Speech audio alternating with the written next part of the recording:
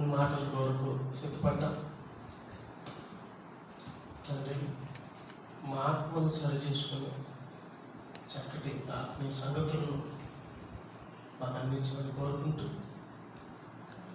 వింటున్న నీ పిల్లలంతా కూడా చక్కగా వినడానికి మంచి మనసును, సమయోచితమైనటువంటి జ్ఞానంతో నీ మాటలు చెప్పడానికి కావాల్సిన బుద్ధిని, జ్ఞానము, నీ కుమారుడైన పరిశుద్ధాత్మ దేవుని సహాయాన్ని మాకు అందించమని కోరుకుంటూ మీకు మహిమకరంగా ఈ కార్యక్రమం జరుగుతుంటూ సహాయం అందించమని వేడుకుంటూ కోరుకుంటూ సమస్తమైన కవిత మహిమ ప్రభావం మీకు ఆరోపించుకుంటూ మమ్మల్ని జ్ఞాపకం చేసుకొని సజీవుల లెక్కలో ఉంచిన విధానం కొరకు మరొకసారి తండ్రి బాధలను కృతజ్ఞతాలు చెల్లించుకుంటూ యేసుక్రీస్తు ఉన్నతమైన ప్రార్థన అడుగుచున్నాము. ప్రేమైన దేవుని వాళ్ళరా, దేవుడు అంటే ఎంత ఆసక్తి ఉన్నారంటే ఆ ఆసక్తి ఆయన అందుకునేంతగా ఉండాలి. ఆసక్తి ఎలా ఉండాలి? దేవుణ్ణి అందుకునేంతగా మన ఆసక్తి ఉండాలి. దేవుని పిల్లలరా, దేవుడికి మనం చాలా దూరంలో ప్రియం. ఆలోచించండి, దేవునికి మనం అందరం కూడా దగ్గరగా ఉన్నాము. ఏమి అనిపిస్తున్నారు దేవుని పిల్లలారా? దేవునికి మనం అందరం కూడా దగ్గరగా ఉన్నామా, దూరంగా ఉన్నామా? మనమందరం కూడా ఇక్కడికి వచ్చినప్పుడు మనం పరీక్షించుకోవాలి. ఇక్కడే కాదు, మనమందరం ఎక్కడున్నా కూడా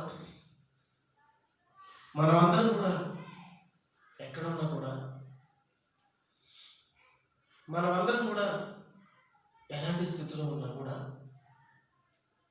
మనం ఎప్పుడు కూడా మనం పరీక్షించుకుంటూ ఉండాలి.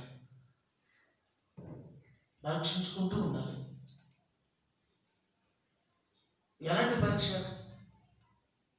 మీకు అర్థమయ్యేది చెప్తాను. మనకు పరీక్షలు ముందర పడే కొద్దీ మనం ఎలా ఉంటామంటే, నా చిన్నప్పుడు నేను చదువుకునేటప్పుడు పరీక్షలు వచ్చేటప్పుడు కల్లా ఏ క్వశ్చన్స్ వస్తాయి, వాటిని నేను ఆన్సర్ ఎలా చేయాలి అని చెప్పి నాలో నేను ఏ పరీక్ష వస్తుంది, ఏ క్వశ్చన్ వస్తుంది, పలానా క్వశ్చన్ వస్తే ఎలా దానికి ఆన్సర్ చేయాలి అని నాలో నేను చదువుకుంటూ ఉంటాను అనమాట. నాలో నేను చదువుకోవడం. చదువుకునే పిల్లలు మీరు కూడా అలాగే ఉంటారు. మీ పరీక్షలకు మీరు ఏం చేస్తారంటే సిద్ధపడతారు. ఎలా? మీలో మీరు ఆలోచించుకుంటూ మీలో మీరు రాసుకుంటూ ఉంటారు పరీక్షలు. నేను ఇలా పరీక్ష రాయాలి, నేను ఇలా పరీక్ష రాస్తేనే నేను పాస్ అవుతాను అని చెప్పి మనలో మనం దేవుని పిల్లలరా, అలాగే ఈ లోకంలో ఎలా లోక సంబంధమైనటువంటి పరీక్షలు పాస్ అవ్వడానికి మనం అయితే సిద్ధపడతామో, మనలో మనం ఆలోచించుకుంటూ, అలాగే దేవుళ్ళు కూడా దేవుడు ఈ భూమి మీదకి మనల్ని పంపించిన తర్వాత మనం దేవుళ్ళు ఎలా ఉన్నాం? ఎందుకంటే మనమందరం దేవుని దగ్గరికి చేరుకోవాలి. ఒకరోజు మనమందరం కూడా దేవుని దగ్గరికి చేరుకోవాలి. ఒకరోజు మనమందరం దేవుని దగ్గరికి వెళ్ళాలి, పరలోకం వెళ్ళాలి, స్వర్గం వెళ్ళాలంటే భూమి మీద మనల్ని మనం ఏం చేసుకుంటూ ఉండాలంటే పరీక్షించుకుంటూ ఉండాలి. అంటే మనం ఏమంటే ఈ లోకంలో అప్పుడప్పుడు పరీక్షలు ఉంటాయి. Mid year exams, final exams, half yearly, ఇవన్నీ ఏమంటే క్వార్టర్లీ ఎగ్జామ్స్, ఇవన్నీ ఉంటాయి. అప్పుడప్పుడు ఎగ్జామ్స్ ఉంటాయి. కానీ దేవుని దగ్గర మాత్రం ఎప్పుడూ పరీక్షలు ఉంటాయి. ఏంటి అర్థమవుతుంది అందరికి? దేవుడి దగ్గర మనకు ఎప్పుడు పరీక్ష ఉంటుంది.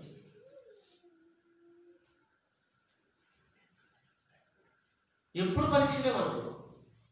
ఎందుకంటే మన దగ్గర ఒక శరీరం అంటూ ఉంది. మనం ఆ శరీరంలో ఉన్నాం.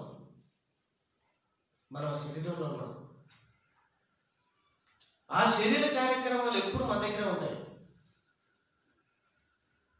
అంతే కదా? మరి మొత్తం చెప్పాను నేను మన చర్చిలో.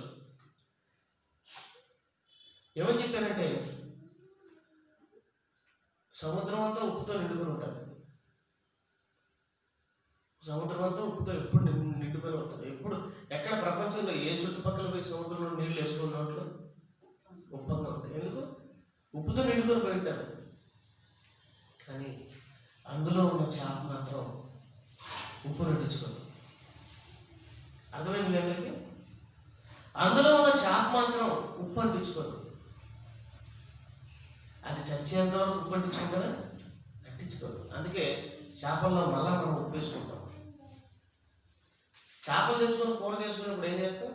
ఉప్పు వేసుకుంటాం లేదా? ఎవరు పిల్లరా? చచ్చిపోయిన తర్వాత దాన్ని ఉప్పులో ఊరబెడితే ఉప్పు చేప అవుతుంది.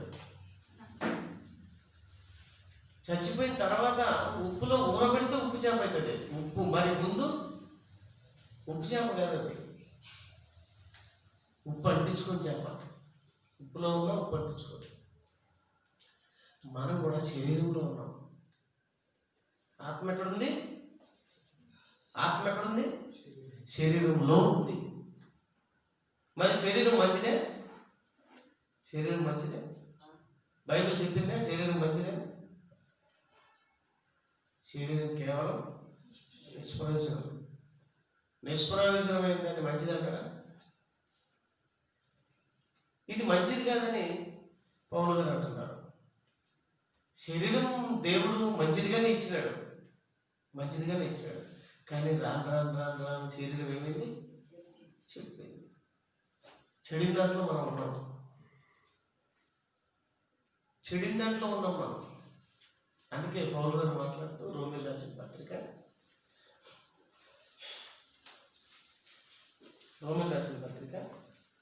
7వ అధ్యాయము 18వ వచనం.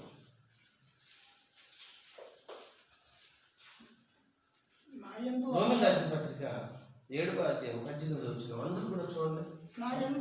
చక్కటి మాట పౌలు గారు మన కోసం రాశారు. నా యందు అంటున్నారు. చూడండి, పౌలు గారు ఎలాంటి భక్తుడు? ఆయన సామాన్యమైనటువంటి భక్తుడు కాదు. ఆయన అంటున్నాడు నా యందు అనగా మరలా ఆత్మలో అనుకుంటామేమో అనుకుని మళ్ళా వెంటనే చెప్పేస్తున్నాడు. ఏమని?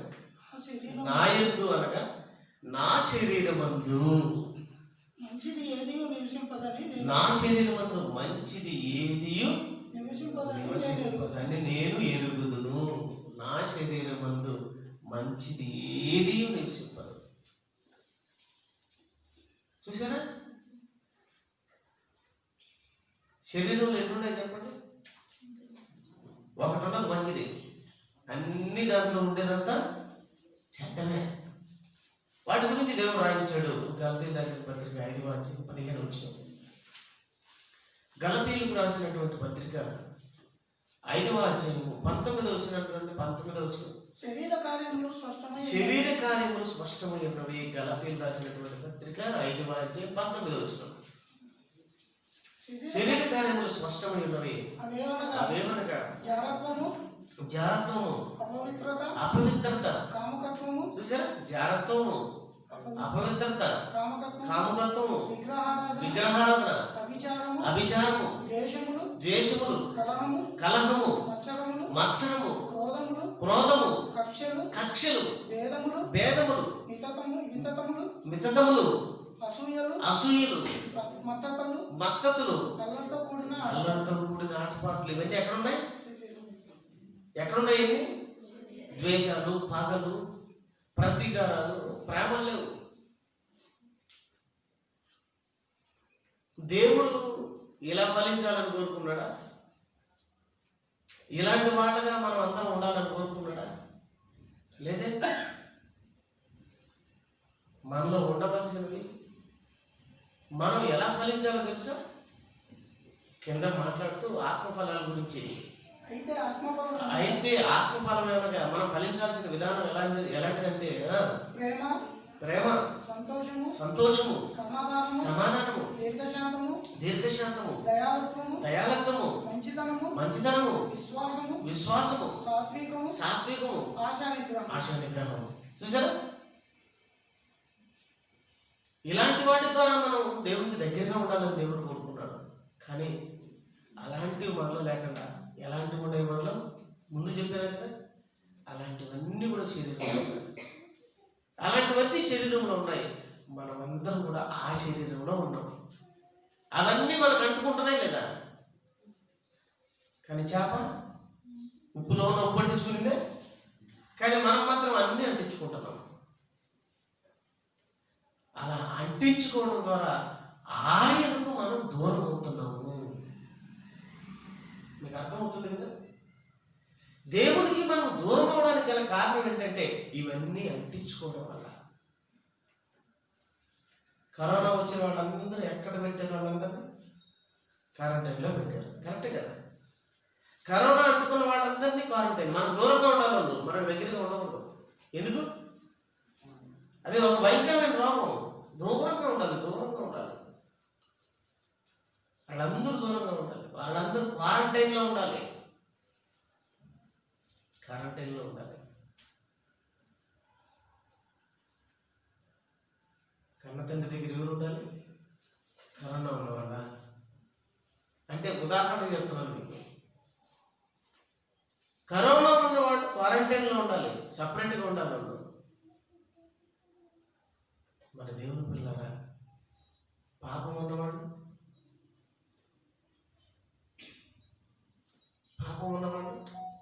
పరలోకంలో ఉండవలసింది. పరలోకంలో కదండి, భూలోకంలో అండి. ఇది క్వారంటైన్. ఇదేంటి? భూమి ఒక క్వారంటైన్ అండి. క్వారంటైన్ లేకపోయిన వాళ్ళందరూ ఏం చేస్తారు? కరోనాను పోగొట్టుకొని తిరిగి మళ్ళా ఇంటికి వస్తారా లేదా? మీకు అర్థం కావాలి నేను చెప్తున్న మాటలు. కరోనా అంటుకున్న వాళ్ళందరూ క్వారంటైన్ పోతారు, అక్కడ రోగాన్ని పోగొట్టుకుంటారు. ఏమండి ఎక్కడికి వస్తారు? ఇంటికి వస్తారు. మనం కూడా ఏమండి పాపాన్ని అంటించుకొని మనం కూడా పాప రోగులు అయిపోయి దేవుని పిల్లల భూమి అనే క్వారంటైన్లో ఉన్నాం. ఎక్కడున్నాం? భూమి అనే క్వారంటైన్లో ఉన్నాం దేవుని పిల్లరా. మరి మనం ఏం చేయాలి? కరోనా వచ్చిన వాళ్ళందరూ చచ్చిపోతున్నారా? మ్యాక్సిమం ఎక్కడో తక్కువ మంది మాత్రం, అందరూ కూడా బాగు చేసుకొని కరోనాను పోగొట్టుకొని ఎవడు తిరిగి ఇంటికి వస్తున్నారు. మనం కూడా పాపాన్ని పోగొట్టుకొని ప్రభు దగ్గరికి ఎందుకు రాలేకపోతున్నాం? చెప్పండి, ఎందుకు పాపాన్ని పోగొట్టుకోలేకపోతున్నాం? మనలో పాపం ఉండబట్టే కదా మీరు ప్రభుకు ప్రార్థన చేయలేకపోతున్నారు. ఎందుకు ప్రభు దగ్గరికి రాలేకపోతున్నారు? సోరమ్మ దగ్గరికి పరిగెత్తకపోతే, సీతమ్మ దగ్గరికి పరిగెత్తకపోతే, ఆ ఎక్కతో మాట్లాడితే, ఈ ఎక్కతో మాట్లాడితే, ఆయనతో మాట్లాడితే, చేతులు వేసుకొని ఒకరినొకరు కౌగులించుకొని మరి మాట్లాడుకుంటూ ఉంటారా? మరి దేవుడితో ఎందుకు మాట్లాడలేకపోతున్నారు? అటాచ్మెంట్ సరిగ్గా ఎందుకు లేదు? బాప్తిసం తీసుకుంటాగా లేదు, కొద్ది రోజులు ఆగండి అంటున్నారు. ఎందుకు? ఇంకా కొన్ని చేయాల్సినవి ఉన్నాయి, తర్వాత తీసుకుంటాం లేదా? తర్వాత ఉండకపోతే క్వారంటైన్లో చాలా మంది చచ్చిపోతారు. చావకూడదండి, బతకాలి. భగవంతునికి దగ్గరగా ఉండాలి. మనం ఆయనతో ఉండాలి. ఆయనతో ఉండడానికి, ఆయన దగ్గర ఉండడానికి, ఆయన దగ్గర మనలో లేనటివి ఆయన దగ్గర ఉన్నప్పుడు మన దగ్గర లేనటివి ఏంటో తెలుసా? పాపాలు అన్ని పోగొట్టుకొని ఆయన దగ్గరికి వెళ్ళాలి. అందుకే భూమి మీద క్వారంటైన్లో పెట్టారు. దేవుని పిల్లలారా, రోగాన్ని కాదు, ముఖ్యంగా పోగొట్టుకోవాల్సింది పాపాన్ని. ప్రభుకు దగ్గరైపోవాలి. ప్రభులో ఎలా ఉన్నాం తెలుసా? మంచి ఆసక్తి, ప్రభు కోసం చక్కటి ఆసక్తి. అన్న మేము ప్రార్థన చేస్తాం, మేము ప్రార్థన చేస్తాం, మేము ప్రార్థన చేస్తాం, మేము ప్రార్థన చేస్తాం. నిజంగా చాలా రోజుల క్రితం ఒక చర్చికి వెళుతుంటే అక్కడ ప్రార్థన చేయడానికి పోటీలు. అవకాశం మాకు రాకుండా వేరే వాళ్ళు ఎత్తుకుంటారు, మాకు రాకుండా ఎత్తుకుంటారు వాళ్ళు ప్రార్థన. తండ్రి అనే లోపల ఎవరు ఎత్తుకుంటారు అంటే ఆసక్తి. మేము చేయాలా, మేము చేయాలి, మేము చేయాలి, మేము చేయాలి దేవుడికి ప్రార్థన. ఇక్కడ నువ్వు చెయ్యి, నువ్వు చెయ్యి, మైక్ నా దగ్గర నువ్వు తీసుకో 10,000 రూపాయలు మీకు ఇస్తా. వాళ్ళకి అంటారా? ఎగిరి నా మీద పడి పేజైనా కొట్టి తీసుకుంటారు.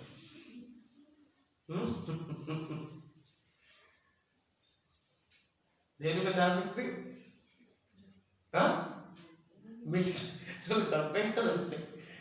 దేని మీద మిగతా వాటి మీద దేని మీద ఆసక్తి, కానీ దేవుని దగ్గరికి వచ్చేసరికి ఆసక్తి కనపడదు. ఎందుకు? ఆసక్తిని పెంచుకోవాలి. దేవుని దగ్గర మనం ఏం చేయాలి? ఆసక్తిని బాగా పెంచుకోవాలి. దేవుడు అంటే ఇష్టపడాలి బాగా. ఎందుకంటే ఆయన ఇష్టపడడం వల్ల మనం మంచిగా మారుతాం. ఆయన ఇష్టపడడం అంటే ఆయన చెప్పిన మాటల ప్రకారం నడుచుకోవడం, ఆయన మాటల ప్రకారం నడుచుకోవడం, అదే ఆయన ఇష్టాన్ని నెరవేర్చడం, అదే ఆయన సంతోషపెట్టడం. అంతే కదా. మరి తల్లిదండ్రులను మనం సంతోషపెట్టడం అంటే ఏంటి? వాళ్ళు చెప్పినట్టు వెంటనే వాళ్ళని సంతోషపెట్టడం, వాళ్ళకి ఇష్టమైనట్టు మనం చేయడమే వాళ్ళని సంతోషపెట్టడం. దేవుని పిల్లలారా, దేవుని పిల్లలారా, దేవుడు చెప్పినట్టు కదా. దేవుడు దేని కొరకు మనల్ని ఇక్కడికి పంపించాడు,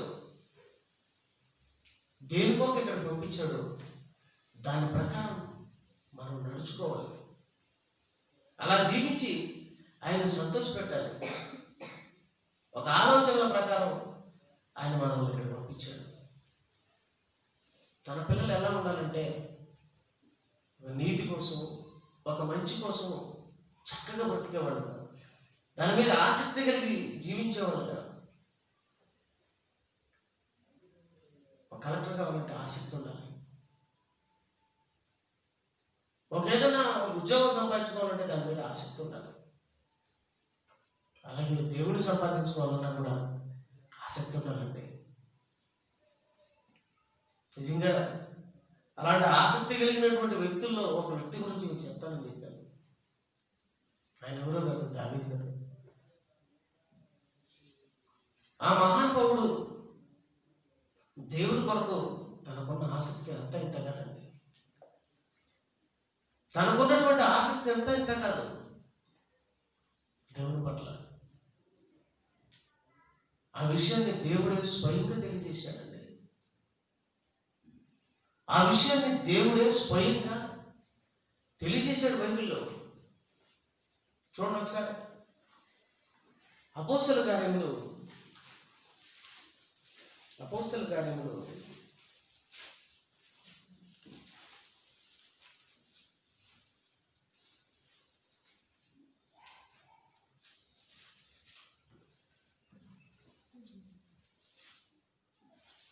13వ అధ్యాయము 22 నుంచి చూడండి. అపోస్తలుల కార్యములు 13వ అధ్యాయము 22వ వచనాన్ని ఒకసారి మీరు గమనించండి. దేవుని మాట్లాడారు. తర్వాత అతన్ని తొలగించి దావీదును వారికి రాజుగా ఏర్పరచెను. తరువాత అతన్ని తొలగించి సౌలుని ఆయన తొలగించి దావీదును వారికి రాజుగా ఏర్పరచెను. మరియు ఆయన నేను యెషయా కుమారుడైనటువంటి దావీదును కనుగొంటిని. నా ఇష్టానుసారుడైన మనుషుడు అతడు, నా ఇష్టానుసారుడైన మనుషుడు. చూసావా ఏమంటున్నాడు దేవుడు దావీదు గారి గురించి? అతను నా ఇష్టానుసారుడైనటువంటి మనుషుడు. అతడు నా ఉద్దేశములన్నీ నెరవేర్చునని నెరవేర్చెను అని అతని గురించి సాక్ష్యం. ఎవరు సాక్ష్యం ఇస్తున్నారు దావీదు గురించి? దేవుడు ఇస్తున్నాడు. చూశారు దావీదు గురించి ఎవరు సాక్ష్యం ఇస్తున్నారు? దేవుడే సాక్ష్యం. మనము మన సాక్ష్యాలు మనమే చెప్పుకుంటూ ఉంటాం. అప్పుడప్పుడు మీరు గమనించండి, అద్భుతమైన సాక్ష్యం అయ్యగారిది. అయ్యగారే ఆయన సాక్ష్యం అయ్యగారే చెప్పుకుంటూ ఉంటాడు. కరెక్ట్ అది. నా సాక్ష్యం నేను చెప్పుకుంటూ చెల్లుతుందే. మీరు ఇన్ని సాక్ష్యాలు మీకు అర్థం కావడం లేదు. నేను అడుగుతూ ఉంటాను, నా సాక్ష్యం నేను చెప్పుకుంటే చెల్లుతుందే? కోర్టులో పోయి స్వామి జడ్జి గారు నేను నిరపరాధిని, నేనే తప్పు చేయలేదనండి, వెరీ గుడ్, ఇతన్ని విడుదల చేయంటాడా అనడం. ఎందుకంటే నీ గురించి నువ్వు చెప్పుకుంటే జడ్జి చెప్పుకుంటాడా? నీ గురించి ఎవరు చెప్పాలి? ఇంకొకరు సాక్ష్యం చెప్పాలి. కరెక్టే కదా? నీ గురించి ఎవరు చెప్పాలి సాక్ష్యం? ఇంకొకరు చెప్తే అప్పుడు నీ సాక్ష్యం సత్యమని నమ్మి నేను విడుదల చేస్తాను. నీ గురించి నువ్వు సాక్ష్యం చెప్పుకుంటే ఆ సాక్ష్యం చల్లదు. అర్థమవుతుంది అందరికీ? ఇప్పుడు దావీదు గారి గురించి నా సాక్ష్యం, దావీదు గారి గురించి ఎవరు సాక్ష్యం ఇచ్చారు? దేవుడు ఇచ్చాడు. మన సాక్ష్యాన్ని కూడా ఎవరు ఇవ్వాలి? ఇతనే నా ప్రియకుమారుడు, ఈయనందు నేను ఆనందించుతున్నానని యేసు ప్రభు గురించి ఎవరు ఇచ్చారు సాక్ష్యం? దావీదు గురించి ఎవరు ఇచ్చారు సాక్ష్యం? మరి మన గురించి మనమే చెప్పుకోవాలా? మన గురించి మనమే చెప్పుకోవచ్చా? మన గురించి దేవుడు చెప్పాలి. దేవుడు చెప్పాలండి దావీదు గురించి. ఈయన అతడు నా ఇష్టానుసారమైన మనుషుడు. నాకు ఇష్టం దావీదంటే, నాకు ఇష్టం దావీదంటే. ఎందుకు? దావీదుకు దేవుడు అంటే చాలా ఇష్టం అండి, చాలా ఇష్టం. దేవుడు పిల్లరా, ఇష్టం ఇష్టం ఇష్టం అంటే ఎట్లా? ఎన్నోసార్లు చెప్పుకుంటాం మీకు. ఒక భర్త, ఒక భార్య తన భర్త, నాకు చాలా ఇష్టం ఉంటూ ఉంటుంది ఒక భార్య తన భర్త గురించి. నా భర్త అంటే నాకు చాలా ఇష్టం. ఇష్టం అంటే ఎట్లా? ఇష్టం అంటే ఎట్టమ్మా? భర్త రాగానే చక్కగా అతనికి నీళ్ళు ఇవ్వాలి, నీళ్లు పోసుకోవడానికి వేడి నీళ్ళు ఇవ్వాలి, తర్వాత మంచి భోజనం చేసి పెట్టాలి, ఏమండి ఆయన కాళ్ళు పట్టాలి, ఆయనకు చక్కటి బట్టలు ఐరన్ చేసి ఇవ్వాలి, ఆయనకి ఇష్టం వచ్చిందలా చేయాలి. అప్పుడు నా భర్తను నేను ప్రేమిస్తున్నానంటే ఒప్పుకోవచ్చు. ఏమీ లేకుండా నా భర్త అంటే నాకు చాలా ఇష్టం అని నీళ్ళుగా ఇవ్వకుండా, ఏమండి అతన్ని పట్టించుకోకుండా, నా భర్త అంటే నాకు భలే ఇష్టం, భలే భలే అంటే అందరూ భలే భలే అంటారు. ఏమండి అంటే అలాగే భర్త కూడా భార్యను ప్రేమిస్తాడు. నా భార్య అంటే నాకు చాలా ఇష్టం అంటే ఎలా ఇష్టం?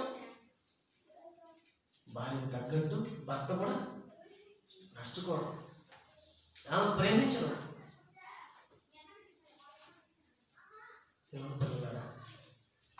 ఒకరిని ఇష్టపడుతున్నాం అంటే ఎలా అంటే వాళ్ళ మనసులో కొన్ని ఇష్టాలు ఉంటాయి,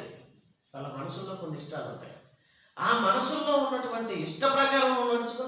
వాళ్ళకి ఎంత కష్టమైనా నీ కాళ్ళ చుట్టూ తిరుగుతూ ఉంటావు. టెక్నిక్ ఇది. చాలా మంది భర్తలు తెలియదు. కొంతమందికి కొన్ని ఇష్టాలు ఉంటాయి, ఆ ఇష్ట ప్రకారం నుంచి నీ చుట్టూ తిరుగుతూ ఉంటారు.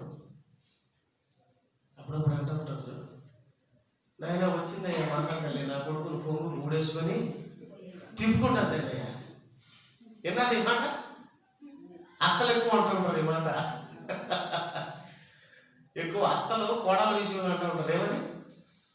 వచ్చింది ఆయన మహాతల్లి. అప్పటి వరకు నా చుట్టూ తిరిగేవాడు. అమ్మ అమ్మ అమ్మ అంట, తర్వాత భార్య భార్య భార్య అంట, ఆవిడ చుట్టూ తిరుగుతున్నాడు. నేను ఏం చేసిందో మహాతల్లి, ఏం పెట్టిందో ఒక ఏం పెట్టింది, ఒక మంచి పెట్టి విన్నారు ఎప్పుడన్నా మీరు? ముసలి కూర్చొని ఏమమ్మా ఎప్పుడు నా కొడుకు ఏం తింటామమ్మా, ఎట్టున్నామమ్మా అని ఇప్పుడు పట్టించుకోవడం వల్ల నాయన ఏమక్క నీకో ముసలి జరుగుతుంది, మందు పెట్టిందమ్మా.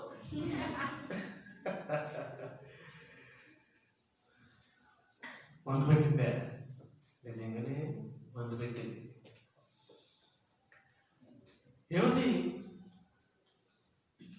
ఆవిడ ఇతనికి ఇష్టం వచ్చినట్టుంది, అందుకే ఆవిడ చుట్టూరు తిరుగుతున్నాడు.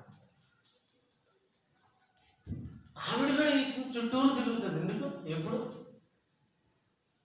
ఆయనకి ఇష్టం వచ్చినట్టు ఉంటే ఆయన, ఈయనకి ఇష్టం వచ్చినట్టుంటే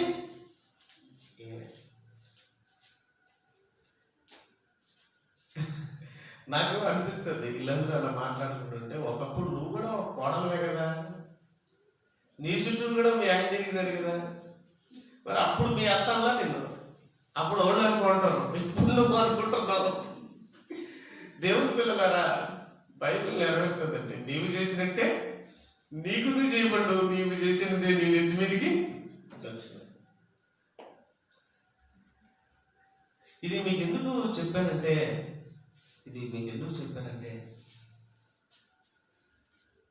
దేవుడు కూడా అంతే, దావీదు చుట్టూ తిరుగుతున్నాడు. ఎందుకు? దేవుడు కూడా మన చుట్టూ తిరుగుతాడండి. ఆయన కూడా భర్తగా పోల్చబడింది కదా. యేసుక్రీస్తుని దేంతో పోల్చారు? వరుడుగా పోల్చారు కదా. సంఘం ఎవరు? వధువు, పెళ్లి కుమార్తె. ఆయన ఎవరు? పెళ్లి కుమారుడు. సంఘమునికి ఏమై ఉన్నాడు? ఆయన భర్త అయి ఉన్నాడు అన్నదే లేదా? మరి భర్త భార్య చుట్టూరు తిరుగుతాడు అని మీరు అనుకుంటే, యేసుక్రీస్తు వారు కూడా నీ చుట్టూరు తిరుగుతాడు, దేవుడు కూడా నీ చుట్టూరు తిరుగుతాడు. చూడు, దావీదు చుట్టూరు తిరుగుతున్నాడు. అతనంటే నాకు ఇష్టం, అతనంటే నాకు ఇష్టం, అతడు నా ఇష్టానుసారమైన మనుషుడు. బా, ఒక ప్రియుడు చెప్పినట్టుంది కదా, ఒక ప్రేయసి చెప్పినట్టుంది కదా, నువ్వంటే నాకు ఎంతో ఇష్టం అంట ఉంటుంది. ఒక అబ్బాయి దగ్గర ఒక అమ్మాయి ఇచ్చి, ఆ అబ్బాయి పాపం మా అమ్మాయిని వదిలిపెట్టాడు. ఎందుకు? ప్రేమ. ఆమె చూపించే ప్రేమకు బద్దుడైపోతాడు. నువ్వు లేకపోతే నేను ఉండలేను, నిన్ను చూడకుండా నేను ఉండలేను, నువ్వంటే నాకు ఇష్టం అని చెప్పి ఆ ప్రియుడితో, ఆ ప్రియురాలు మాట్లాడుతూ ఉంటే అందరూ వదిలేసి వెళ్ళిపోతాడంటే ఆవిడతో ఉండలేడు, ఆవిడ లేకుండా. దేవుడు పిల్లలారా, దేవుడు కూడా మనం వదిలిపెట్టి ఉండలేడండి. ఆయన మనం కానీ ప్రేమిస్తే, ఆయన మనసులో కొన్ని ఉన్నాయండి, వాటి ప్రకారం నడుచుకున్నామంటే, వాటి ప్రకారం మనం కానీ జీవించామంటే, ఆయన కూడా మనం వదిలిపెట్టి ఉండలేడు. దావీదు గారిని వదిలిపెట్టి ఉండలేనటువంటి పరిస్థితి అండి అది. ఆయన అంటే నాకు చాలా ఇష్టం అంటున్నాడు. ఎవరు అంటున్నారు? దేవుడు అంటున్నాడు దావీదుతో. దావీదు గురించి చెప్తూ, నాకు దావీదు అంటే చాలా ఇష్టం, అతడు నా ఇష్టానుసారుడైన మనుష్యుడు.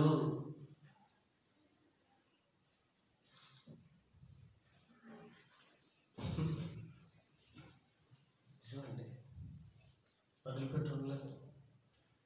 చెప్పుకోకూడదు కానీ మా భార్య నన్ను వదిలిపెట్టి అసలు ఎక్కడికి పోతుంది. ఊరికి ఒక్కరోజు పోమనే పోదు. ఒక్కరోజు పోయినా నేనే ప్లీజ్ రిక్వెస్ట్ పెడతా, లెటర్ పెడతా, ఒక్కరోజు పోతే.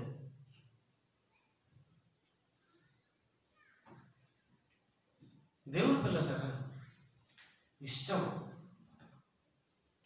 వదిలిపెట్టదు. దేవుడు కూడా దావీదు దగ్గరే పోయాడు. దావీదు గారు కూడా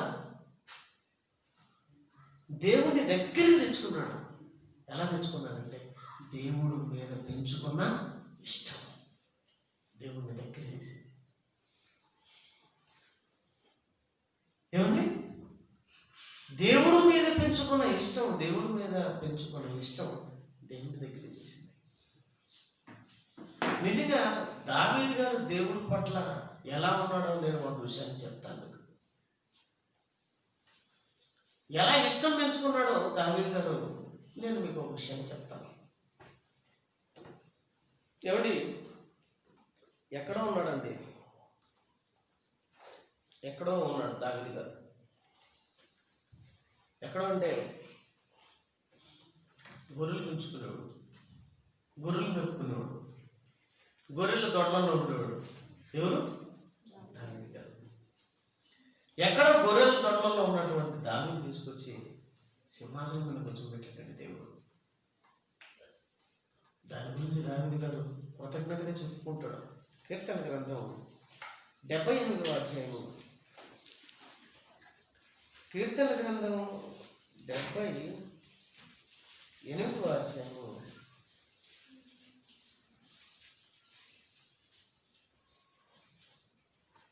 70 నుంచి చదువుతున్నా. 70 నుంచి కీర్తన గ్రంథం 78వ అధ్యాయం 70 నుంచి. తన దాసుడైన దావీదును కోరుకొని గొర్రెల దొడ్లలో నుండి అతన్ని పిలిపించను. ఏమిటి? దావీదు గారు ఎక్కడ ఉన్నాడంట? గొర్రెల దొడ్లలో ఉన్నాడంట. గొర్రెల దొడ్లలో ఆ పేడ కళ్ళెత్తుతూ. ఏమిటి? దొడ్లో ఎలా ఉంటారు మనుషులు? గొర్రెల దొడ్లలో ఆ గొర్రెల యొక్క ఆ పేడ అంతా కూడా ఎత్తుతూ క్లీన్ చేసుకుంటూ గొర్రెలని తీసుకొని పోయి మేపుకుంటూ. ఏమిటి? వాళ్ళు ఎలా ఉంటారు చెప్పండి? వాళ్ళకి చదువు ఉండదు, ఏం పెద్దగా ఏముండదు. ఇప్పుడు చూసే చెట్లలో, అడవులలో గొర్రెలన్నింటినీ ఉంటారు.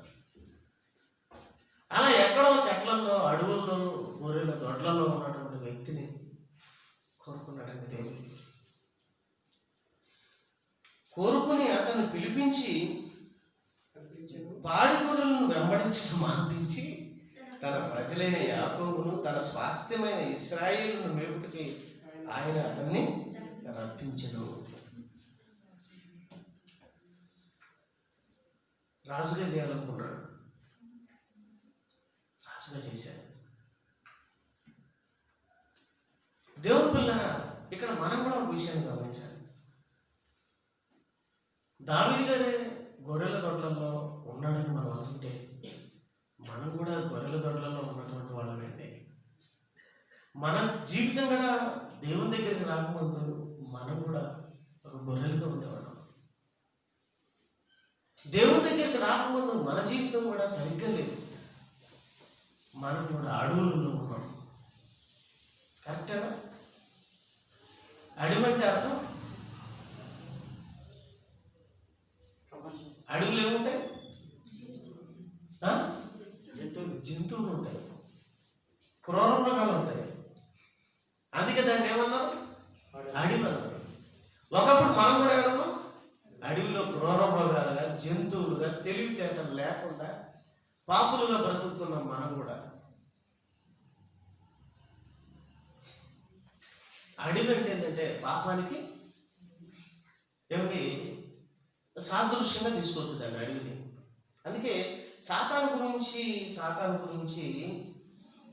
యెషయా గ్రంథంలో మాట్లాడుతూ, సాతాను గురించి యెషయా గ్రంథంలో అనుకుంటాను, సాతాను గురించి యెషయా గ్రంథంలో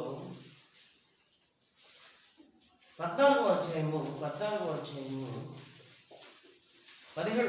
16-17 వచనాలు కలిసి ఉన్నాయి. దాంట్లో వాడి గురించి మాట్లాడుతూ యెషయా గ్రంథం 14-16-17 వచనాలండి. నిన్ను చూచువారు నిన్ను నిదానించి చూచు ఇట్లా తలపోయిదురు, భూమిని కంపింపజేసి రాజ్యమును వణికించిన వాడు తెలియదా? సాతాను గురించి మాట్లాడితే ఇక్కడ లోకమును అడవిగా చేసి దాని పట్టణమును పాడు చేసిన వాడు లోకం ఏం చేశాడు? అడవిగా చేశాడంట. అంటే అడవిగా చేశాడంటే అర్థం ఏంటంటే పాపంగా మార్చేశాడని అర్థం. మనం కూడా ఎక్కడ ఉన్నాం? ఒకప్పుడు అడవిలో ఉన్నటువంటి వాడు. అడవిలో ఉన్న మనము ఆయన దగ్గరికి తెచ్చుకున్నాడండి. ఇప్పుడు మనం ఇప్పుడు ఎక్కడికి వచ్చాం? వాక్యం దగ్గరికి వచ్చాం. వాక్యం కావాలని వచ్చాం. వాక్యం దగ్గరికి మనం అందరూ కూడా దేవుని దగ్గరికి మనం తీసుకొచ్చుకున్నాడు. మన దగ్గరికి దేవుని దగ్గరికి తెచ్చుకున్నాడు. ఇప్పుడు మనం అందరం కూడా మందిరంలోకి వచ్చాం, సంఘముగా ఉన్నాం. ఇది ఏ రాజ్యం? అడవి కాదు, దేవుని రాజ్యం. ఇది దేవుని పట్టణం. ఇది మనమందరం ఇక్కడికి వచ్చాం. ఇక్కడికి వచ్చిన తర్వాత నిజంగా ఎక్కడో ఉన్న మనలో తీసుకొచ్చి ఇక్కడికి తీసుకొచ్చిన తర్వాత ఏమండి, మనం దేవుడి మీద పెంచుకోవాల్సింది ఇష్టమా కష్టమా? బాగా ఆలోచించండి. ఎక్కడో ఉన్న మనలో తీసుకొచ్చి ఇక్కడ పెడితే మనం ఏం చేయాలి? దేవుడికి ఎవరైనా మనకు ఏదైనా ఒక చిన్న సహాయం చేశారనుకోండి, ఏదైనా ఒక చిన్న ఉద్యోగం ఇప్పించారనుకోండి, లేదంటే ఏదో ఇబ్బందుల్లో ఉంటే మనం ఆదుకున్నారనుకోండి, ఏమండి జీవితాంతం మనం గుర్తుపెట్టుకోవాలి. వాళ్ళు ఏదైనా మనం ఫోన్ చేసి ఏమయ్యా ఎలా ఉన్నావు అని అడిగి నాకు పలాంటి కావాలంటే చేయమో వాళ్ళకు మనం ఇప్పటికీ కృతజ్ఞతలుగా చెల్లిస్తాం. వాళ్ళకి ఇప్పుడు మనం కృతజ్ఞతగా ఉంటాం. లోకానుసారంగా, దేవుని పిల్లల మరి దైవానుసారంగా దేవుడు పాపంలో ఉన్న మనవను, ఏమండి పాపంలో ఉన్న మనవను, అడవిలో ఉన్న మనవను ఆయన మనల్ని ఆదరించి అడవిలో నుంచి మనల్ని విడిపించాడు. క్రూర మృగాల చేతుల నుంచి మనల్ని విడిపించాడు. సాతాను వీడి చేతుల్లో మనల్ని విడిపించాడు. ఎలా? తన ప్రాణం పెట్టి మన ప్రాణంలో బ్రతికించాడు. తన ప్రాణం పెట్టి మన కోసం, తన ప్రాణం పెట్టి మన ప్రాణాలను కాపాడాడు. ఏమండి, మనం ఎంత కృతజ్ఞతగా ఉండాలి? మనం ఎంత ఇష్టం పెంచుకోవాలి ఆయన పైన? చెప్పండి, మనం ఎంత ఇష్టం పెంచుకోవాలి ఆయన పైన? నిజంగా ఆ ఇష్టం ఎలా ఉండాలంటే నిజంగా దావీదుని చూస్తే అర్థమవుతుందండి. గొర్రెల దొడ్లలో ఉన్న నన్ను తీసుకొచ్చి ఒక రాజుగా నిలిపాడు. నిజంగా ఆయనకు ఒక పట్టణం కట్టబడిందండి. దావీదు గారికి ఒక పట్టణం కట్టబడింది యెరూషలేములో. ఆ పట్టణం పేరు తెలుసా? దావీదు పట్టణము. దావీదు పట్టణం. ఆ పట్టణం పేరే దావీదు పట్టణం.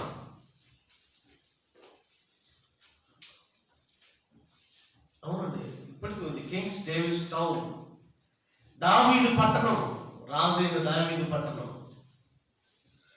ఆ పట్టణంలో ఆయన ఉన్నాడు. బాగా వినండి, ముగిస్తాను నేను త్వరగా ఈరోజు.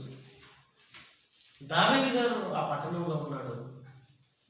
ఆ పట్టణంలో ఆయన ఒక గొప్ప కట్టడం కట్టబడింది. ఆయనకు రాజు కదా.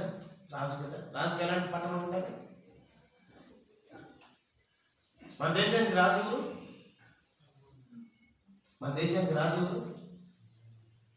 తెలీదా? పిల్లలకు తెలీదా? సైలెంట్గా ఉన్నారు. జనరల్ చూసుకొచ్చింది ఎవరండి? మన రాష్ట్రానికి రాజు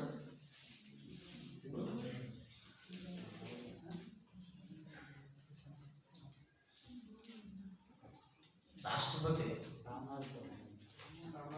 ప్రస్తుతానికి రామ్నాథ్ కోవింద్ అయిన రాజు మన దేశానికి. రాష్ట్రపతిని మొట్టమొదటి వ్యక్తిని రాష్ట్రగా అనుకుంటాను దేశం. ఏమిటి? ఆ రాజు కట్టబడినటువంటి ఇల్లు ఎలాంటిదో తెలుసా? చాలా పెద్దదండి, చాలా పెద్ద. 300 గదులు ఉన్నాయంటండి. నాకు అందిన సమాచారం ప్రకారం 300 గదులు ఎన్నో ఉన్నాయంట ఆయన ఇంటికి.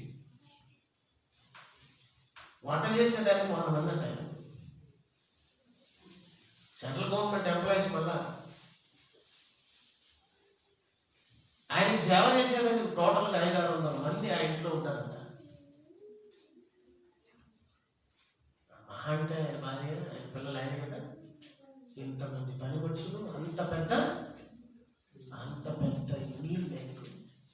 ఇల్లు ఎందుకండి? ఎవరైనా రాజు కనుక. మరి దావీదు కూడా రాజు కనుక ఆయన ఎలాంటి ఇల్లు కట్టబడి ఉంటుంది? అద్భుతమైనటువంటి ఇల్లు కట్టబడి ఉంటుంది. అప్పట్లో ఎలాంటి ఇల్లు అంటే ఆయన కట్టబడింది దేవదారు మ్రానులతో కట్టిన నగరం. దేవదారు మ్రానులతో కట్టినటువంటి నగరంలో ఉన్నప్పుడు ఏమంటే ఆయనకు ఒక ఆలోచన వచ్చిందండి. ఏం ఆలోచన వచ్చిందంటే, ఎక్కడో ఉన్న నన్ను తీసుకొని వచ్చి దేవుడు ఎంత గొప్ప ఇంట్లో నన్ను ఉంచాడు. దేవదారు మ్రాములతో కట్టిన నగర్లో నన్ను పెట్టాడు దేవుడు. కానీ దేవుడు ఎక్కడ ఉన్నాడప్ప, నేను చూస్తే ఇక్కడ ఉన్నాను, దేవుడు ఎక్కడ ఉన్నాడని ఆలోచించినప్పుడు ఏమంటే ఆయన ఎక్కడ ఉన్నాడో తెలుసా? అప్పట్లో పాత నిబంధన ప్రకారం ఇశ్రాయేలు మందసంలో దేవుడు ఉన్నాడు, మందసంలో దేవుడు ఉన్నాడు అని అనుకొని ఆ మందసాన్ని ఎప్పుడు కూడా తీసుకొచ్చుకుంటూ ఉంటారు. వాళ్ళు ఎక్కడ పోతే అక్కడ మందసం ఉంటుందన్నమాట. ఆ మందసం ఎక్కడ ఉంటుందంటే ఊరు పెట్టుందంటే అక్కడ ఒక చిన్న చోట ఉందంట మందసం. అంటే దేవుడు ఉన్నటువంటి స్థలం ఎక్కడుందంట, చిన్నగా ఎక్కడో ఉందంట. అది తన మనసులోకి తెచ్చుకుంటాడు. నేను చూస్తే ఎంత గొప్ప దాంట్లో ఉండాలి, దేవదారు మ్రాములు కట్టిన నగరంలో నేనుంటే దేవుడు మనసు ఎక్కడుంది అని సమూయేలు గ్రంథం 7వ అధ్యాయం 2వ సమూయేలు గ్రంథాన్ని చూడండి. దేవుని పిల్లలు చాలా చక్కగా ఉంటుంది బైబిల్. 2వ సమూయేలు గ్రంథం 7వ అధ్యాయము 2వ వచనమా చూడండి. దేవుని పిల్లరా, నేను దేవదారు మ్రానులతో ఆయనకు ఇదిగో 7 నుంచి చదువుకున్నాం. 7 మొదటి నుంచి. యెహోవా దేవుడు నలుదిక్కును అతని శత్రువుల మీద అతనికి విజయం ఇచ్చి అతనికి నెమ్మది కలుగజేసిన తర్వాత రాజు తన నగరి యందు కాపురం ఉండి నాతాను ప్రవక్తను పిలువనంపి, నాతాను ప్రవక్త ఏమంటున్నాడు చూడండి, నేను దేవదారు మ్రానుతో కట్టిన నగరి యందు నివాసము చేయుచుండగా దేవుని మందసం డేరాలో నిలిచి ఉన్నాను అనగా, నేను చూస్తే దేవదారు మ్రానుతో కట్టిన నగరంలో నేనుంటే దేవుని మందసం ఎక్కడుంది? డేరాలో ఏదో చిన్న దాంట్లో పెట్టున్నారు. అలా ఉండడం నాకు నచ్చలేదు. దేవుడు అలా ఉండడం నాకు నచ్చలేదు. మీకు అర్థం కావాలి బాగా. దేవుడు దావీదును ఎందుకు ఒప్పుకున్నాడో మీకు అర్థం కావాలి. మనం ఎందుకు ఒప్పుకోలేదో మనకు అర్థం కావాలి. ఇక్కడే మీకు అర్థమయ్యేది, ఇంకెక్కడ పోయినా మీకు ఏం అర్థం కాదు. ఇక్కడే దేవుని గురించి చక్కగా అర్థమవుతుంది. ఎక్కడ పోయినా మీకు అర్థం కాదు. ఎక్కడ పోయినా ఆశీర్వాదాలు ఉంటాయి. ఎక్కడ పోయినా ఆశీర్వాదం లేదు. రా, నీవు దీవింపబడదు, నీ కొడుకు దీవింపబడదు, నీ కూతురు దీవింపబడదు, నీ కూతురికి పెళ్ళి, నీ కొడుకుకి పెళ్ళి, ఇంకా దీవెనలు ఆశీర్వాదాలు అన్నీ అక్కడ.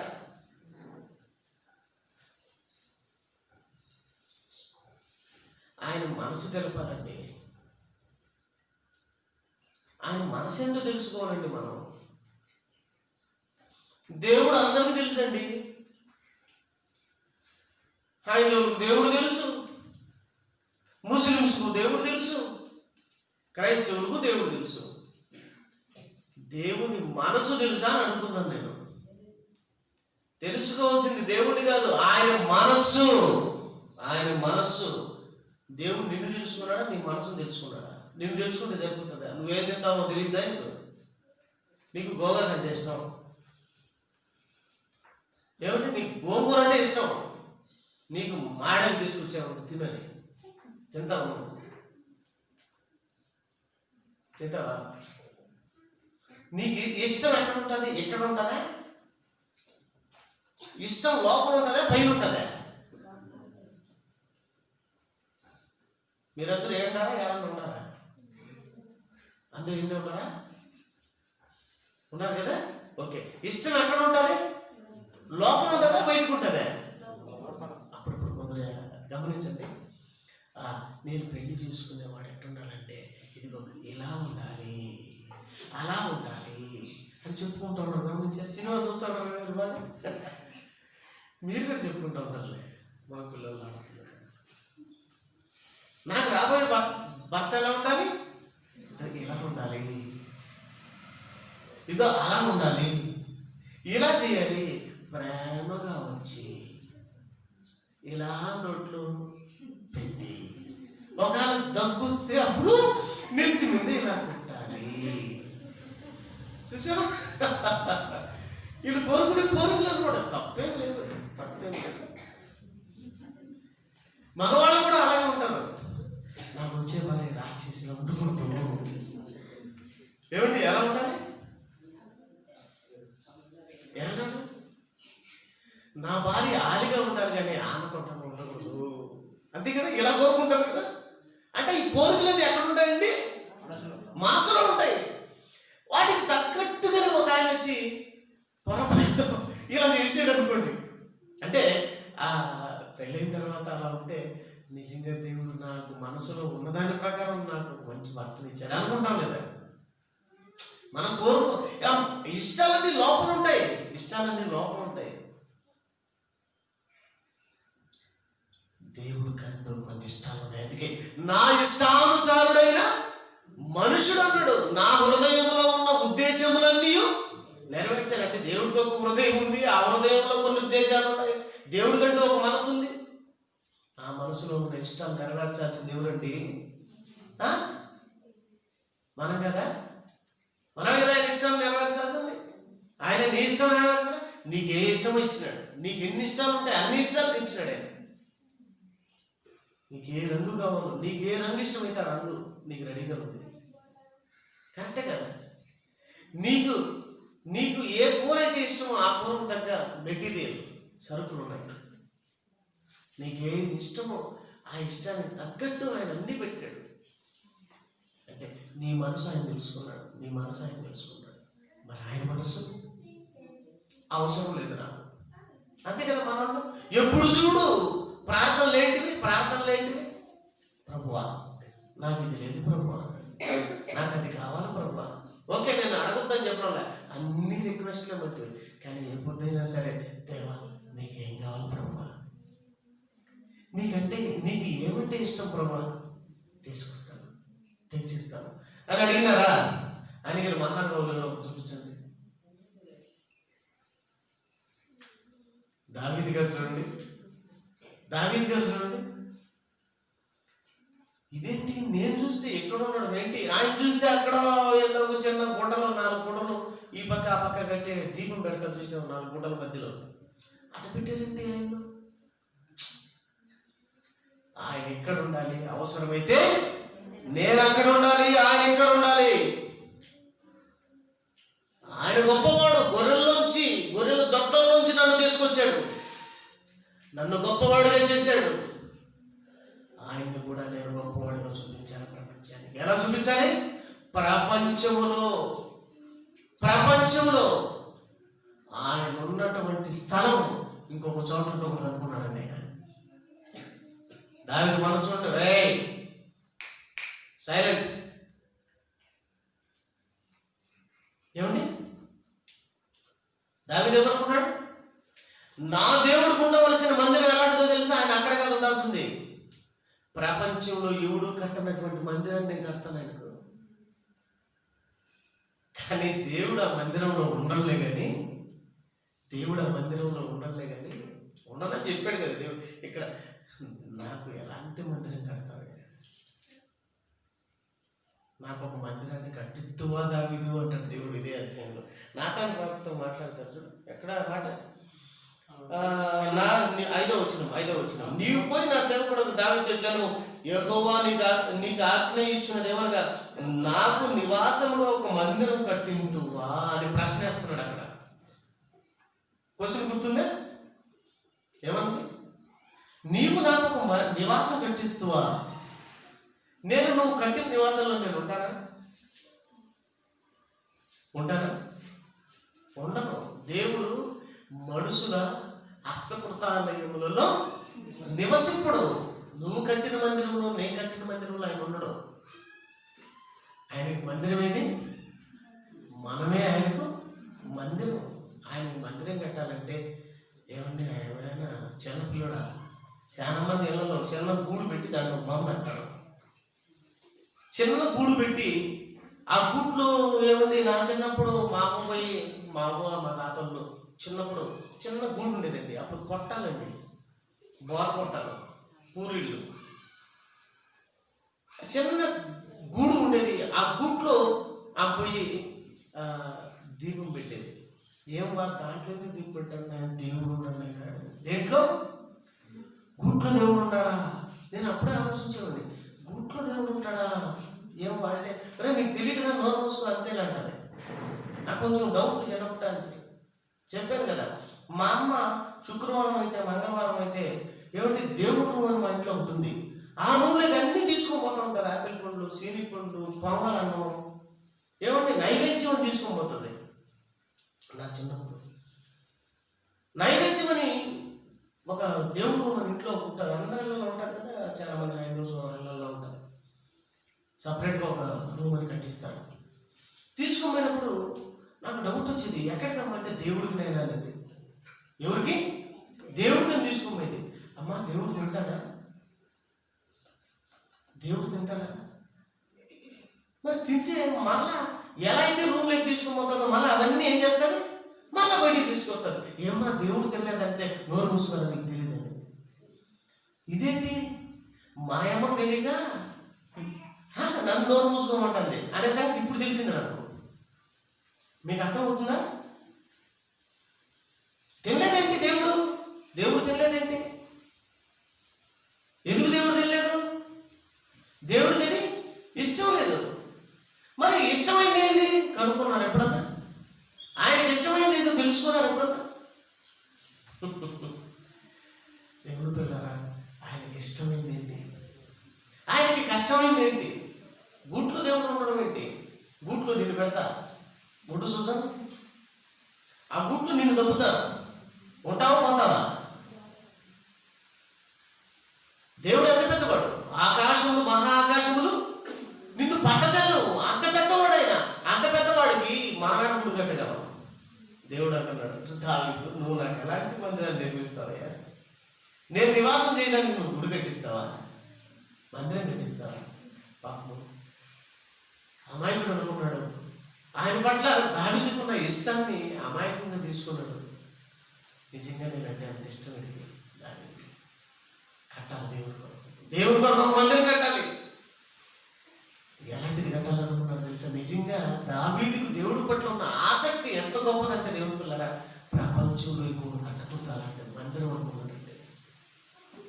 అలాంటి గుడి కట్టాలనుకున్నాడు దేవుడు. ఏమంటే మనమందరం కట్టుకుంటాం ఇల్లు ఏమైనా. నేను కూడా కట్టాను దేవుడికి ఇష్టంతో. ఇది వీడికి రాగానే నాకు దేవుడు అంటే ఎంత ఇష్టమో మీకు అర్థమవుతుంది. ఇదంతా ఎందుకు కట్టింది చెప్పండి? ఎవరి మీద ఇష్టంతో? తాజ్మహల్ కట్టాడు. ఎవరి మీద ఇష్టంతో?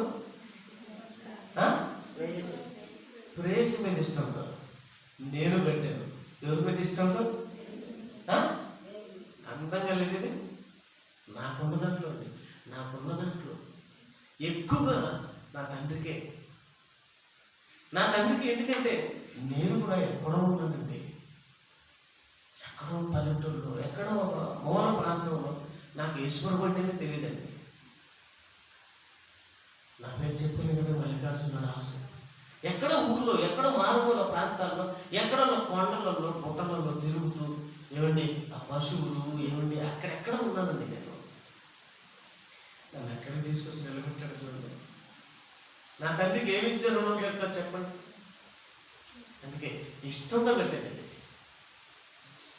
అది కూడా నేను ఎలా కట్టానండి? సిమెంట్తో కట్టాను. మా అమ్మ అయినటువంటి దావీదు గారు దేంతో కట్టాడు తెలుసా? మహానుభావుడు బంగారంతో గుడి కట్టాడండి. ఏం కట్టాడు? బంగారు దేవాలయం కట్టాడండి మహానుభావుడు. అందుకోసం ఎంత బంగారు సమకూర్చాడు తెలుసా? అందుకోసం ఎంత వెండి సమకూర్చాడు తెలుసా? అందుకోసం ఎంత ఇత్తడి సమకూర్చాడు తెలుసా? చూద్దాం, ముగిస్తాను కదా. 2 దినవృత్తాంతములు మొదటి దినవృత్తాంతం చూడండి. మొదటి దినవృత్తాంతం చూడండి.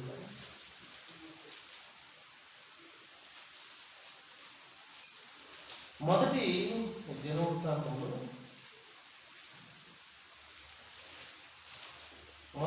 దినవృత్తాంతంలో 12వ అధ్యాయము 12వ అధ్యాయము 12వ అధ్యాయము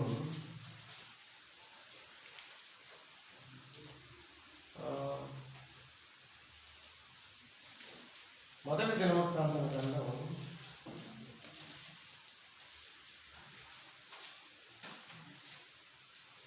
17లో కనపడుతుంది. కొంచెం 17లో కనపడుతుంది. 17లో ఆయన గురించి మాట్లాడుతూ 17లో దేవుని పిల్లరా 29 కదండి, 22వ అధ్యాయం. మొదటి దినవృత్తాంతం గ్రంథం 22వ అధ్యాయము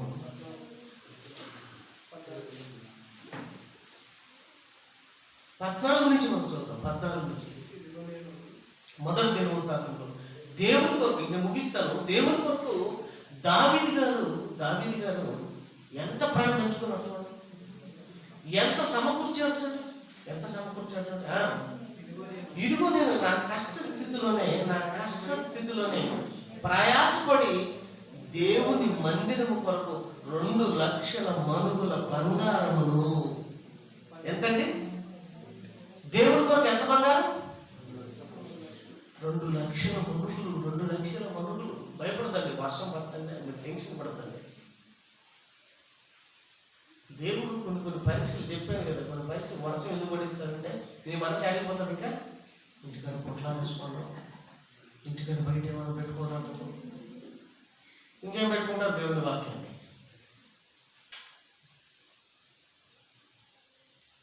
పోతే కోట్లు నానిపోతే నేను రేపు ఆరవా. కొన్ని దేవుడు బయట పెడతాడు. ఏం పోతే పోనీ దేవుడి కంటే ఎక్కువ ఆయనే కదా ఇచ్చిందని. గోటలు బేటలు ఎవరు ఇచ్చింది? ఏమన్నాడు? ఆయన ఇచ్చాను, ఆయన తీసుకుని పోయి దేవుని నామం వరకు స్తుతులు అంటున్నారా?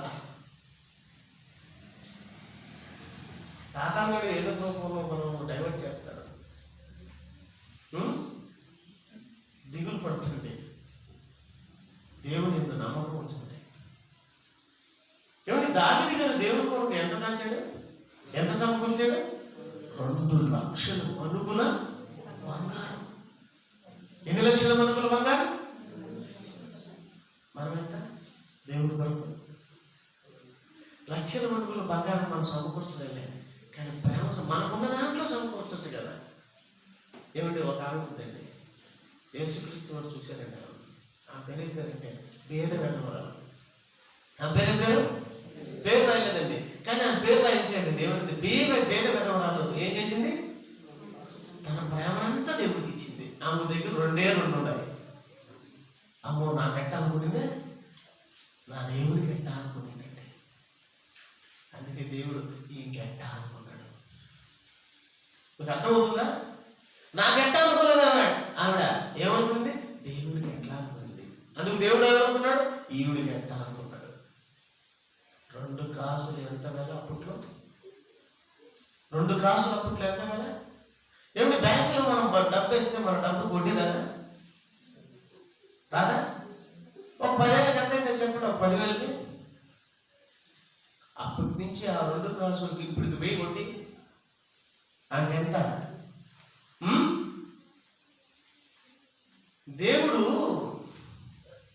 దేవుడు మనుషుడికి అన్యాయస్తుడు అనుకుంటున్నారా? మీరు చేసిన దానికి దేవుడు మనుషుడికి అన్యాయస్తుడు అనుకుంటున్నారా? దేవుడికి ఎప్పుడు అన్యాయస్తుడు కాదండి ఆయన. అప్పుడు ఆ వేసిన 2 కాసులకు ఇప్పుడు ఎంత చెప్పంటారా? 2-3 దేశాలు కొనవచ్చు. ఎంత? 2-3 దేశాలు కొనొచ్చండి. ఆ డబ్బుతో 2-3 దేశాలు లెక్కలేసారు చాలా మంది. 2-3 దేశాలు కొనవచ్చు. అదంతా ఎక్కడ ఆవిడకి సంపాదించుకోవాలండి. ఇక్కడ సంపాదించుకోవాలా? ఏమండి? అక్కడికి వెళ్ళిన తర్వాత మనకు రెడీగా ఉండడానికి ఇక్కడే పునాదులు వేసుకోవాలి, ఇక్కడే సంపాదించుకోవాలి. 2 లక్షల మనుగులు సంపాదించారండి. ఇంకా బంగారం ఎంతైనా 2 లక్షల మనుగుల బంగారమును 10 కోట్ల మనుగుల వెండిని తూచా శక్యము కానంత విస్తారమైన ఇత్తడిని ఇనుమును సమకూర్చి ఉన్నాను, రాళ్ళను కూర్చించి తిని నీవు ఇంకనూ సంపాదించుగాక. నాయన, నా దేవుడి కోసం నేను సంపాదించింది లేదంట. ఎంత ఇష్టం అండి దానికి దేవుడు అంటే. దేవుడి గురించి చెప్పకుండా ఒక్కరోజు కూడా ఆగలేదండి. ప్రతిరోజు దేవుడి గురించి ప్రకటన, సువార్త, దేవుడి గురించి చాటుకు. ఇష్టం అండి, ఇష్టం అలాంటి పనులు చేస్తుంది, ఆసక్తి అలాంటి పనులు చేస్తుంది. దేవుని పిల్లరా, వీళ్ళందరూ కూడా మనకు ఒక చక్కటి ఆదర్శప్రాయాలు. మనం కూడా దేవుళ్ళు చక్కగా బ్రతకడానికి వీళ్ళందరూ కూడా ఇన్స్పిరేషన్, చక్కటి ఆదర్శం. నిజంగా మనం కూడా అలాంటి స్థితిలో, స్థాయిలో ఉండాలి. ఆనాడు ఆయనకుంది అలా ఇవ్వడానికి. ఈరోజు మనకు ఉంటుంది కదా, మనకు ఉండేది ఉంటుంది కదా, దాంట్లోనే మనం గొప్పగా ఇవ్వచ్చు. పేదవాళ్ళకు ఉన్న దాంట్లో గొప్పగా ఇచ్చింది. మనకున్న దాంట్లో దేవుడు మనం గొప్పగా ఇవ్వాలి. ఆయన గొప్పగా చూపించాలి. కడపంతా కనపడాలి. ఆయన కడపంతా కనపడాలి. ఎవరెవరో కనపడుతూ ఉంటారు. మొన్న ఆయన పుట్టినరోజు అని చెప్పి ఒక ఎమ్మెల్యే కుమారుడు అంతా కనపడుతున్నాడు కడపలో. మరి దేవుని కుమారుడు, ఎమ్మెల్యే కుమారుడు గొప్ప, దేవుని కుమారుడు గొప్ప? సరే, ఆయన కనపడడం లేదే. ఆయన డబ్బులు ఇచ్చి పోస్టర్లు ఏమని చెప్పడం లేదు. వీళ్ళే పోయి అందరూ వాళ్ళ కాళ్ళ కింద ఉంటారు. గమనించారు లేదు? ఎట్ట పెడుతుంటారు ఆయన, ఎట్టుంటాడు గమనించారు మీరు? వాళ్ళ కాళ్ళ కింద ఎట్టుంటారు వీళ్ళు. ఇక్కడ పాపాలు పోగొట్టారు. పాపాలు పోగొట్టకపోయినా వీళ్ళ చేత వాళ్ళు నిజంగా పాపాలు చేయించే ఉంటారు. వాళ్ళు పాపులే, వీళ్ళు పాపులే. పాపం ఎంత బాగా చూపించినప్పుడు పరిశుద్ధులుగా మారే ఆయన ద్వారా ఆయన ఎలా చూపించాలి చెప్పు? ఎలా చూపించాలి? ఆయన చూపించనమ్మా. మనం ఎప్పుడు చూపించామంటే మన తాత చచ్చిపోయినాడు అనుకో, అప్పుడు ఒక బొమ్మ వేసి ఫ్లెక్సీ కట్టిస్తాం. ఆయన చూపించాం. తాతను ఆకును, ఇప్పుడు అవ చచ్చిపోయింది కదా, అవ ఫ్లెక్సీ పడి ఉంటుంది ఆడ దివసం. అప్పుడు యేసు ప్రభు అందుకే అండి క్రిస్మస్ సందర్భంగా ఎక్కడ పడినా ఆయన ఫ్లెక్సీ కనపడాలనుకున్నాను నేను. ఎంత ఖర్చు అయినా పర్వాలేదు, ప్రతి ఒక్క సెంటర్లో ఆయన ఫ్లెక్సీ ఉండాలి. నేనే మార్గం, నేనే సత్యం, నేనే జీవం, నా ద్వారా తప్ప ఎవడో స్వర్గానికి తండ్రి ఎందుకు రాలేడనే వాక్యం, ఆ వాక్యం కనపడాలా? దాని కింద నేను ఎలా కనపడాలా? నా యేసు ప్రభు ఒక రాజు మధ్య నిలబడాలి. ఎక్కడ చూసినా ఇలా దండం పట్టుకొని, ఏమిటి రాజు, ఆయన ఫోటోలో ఎలా ఉన్నాడో అలా ఉండాలి. నా దేవుడు పాపులు రక్షకుడు అని రాయిస్తున్నాను. ఎవడేమనుకుంటే నాకేంటి? నా దేవుడు చూపించాలి. నా దేవుడు నన్ను ఎంత గొప్ప చేసినప్పుడు, నా దేవుడు నన్ను ఎంత ఉన్నతంగా నిలబెట్టినప్పుడు, నా దేవుడిని కూడా చూపించాలి. అందుకే ఈరోజు సంఘంలో ప్రకటన, ప్రతి ఒక్కరు ఒక ఫ్లెక్సీ తయారు చేయండి. ఒక్కొక్కరు ఒక్కొక్క ఫ్లెక్సీ తయారు చేయండి. అంతలకే అర్థం. ఇప్పుడు వేసేదానికి మనకు చక్కటి అవకాశం. ఇప్పుడే వేయాల్సింది. నేను జనవరిలో, ఫిబ్రవరిలో, మార్చిలో వేసినామనుకో, మత చందోత్సవాలతో మనం బతుకోలేం. మీకు అర్థమైంది? ఈ నెలలోనే వేయాలి మనం. దేవుని పిల్ల, దేవుడు చూపించాలి. ఇతనే నా ప్రియ కుమారుడు, ఈయన నేను. దావీదు ఏమన్నాడు? ఈయన నా ఇష్టానుసారుడైన మనుషుడు. దేవుని ఇష్టం అండి. 10 మందిని మనం కాపాడటం దేవునికి ఇష్టం. 10 మందిని దేవుని మార్గంలో నడిపించడం దేవునికి ఇష్టం. మనం కూడా అలా నడుచుకోవడం దేవునికి ఇష్టం. కృతజ్ఞత కలిగి మనం బ్రతకడం దేవునికి ఇష్టం. నీకు కష్టమా? అయితే నువ్వు ఇష్టానుసారుడైనటువంటి కుమారుడివి కాదు. నీకు ఇష్టమా? అయితే నువ్వు ఆయన ఇష్టానుసారమైన కుమారుడు. దానికి ఆసక్తి ఉండాలి. ఉందా? నిలబడు. మరి నిలబడు. నీకున్న దాంట్లో నిలబడు. లేని దానికోసం ఏదో చేసి ఇవ్వాల్సిన అవసరం లేదు. నీకున్న దాంట్లో దేవుని కోసం నిలబడు. నీకున్న దాంట్లో దేవుడి కొరకు చెయ్యి. నీకు ఇచ్చిన తెలివితేటలు బట్టి దేవుడి కొరకు చెప్పు. నీకు ఇచ్చిన కాళ్ళకు బలం ఇచ్చిన దాన్ని బట్టి నడువు దేవుడి కొరకు. నీకు ఎంత ఇస్తాడో అంత దాని ప్రకారం నువ్వు చెయ్యి. ఎక్స్ట్రా చేయాల్సిన అవసరం లేదు, నీకు ఉన్న కాడికి చెయ్యి. అలా చేసి దేవుడు నిలబెడితే దేవుడు నిన్ను కూడా నిలబెడతాడు. ఇక్కడ నిలబెడతాడు, అక్కడ నిలబెడతాడు. నిలబడతావా, పడిపోతావా? కళ్ళు మూసుకోండి, ప్రార్థన చేస్తాను.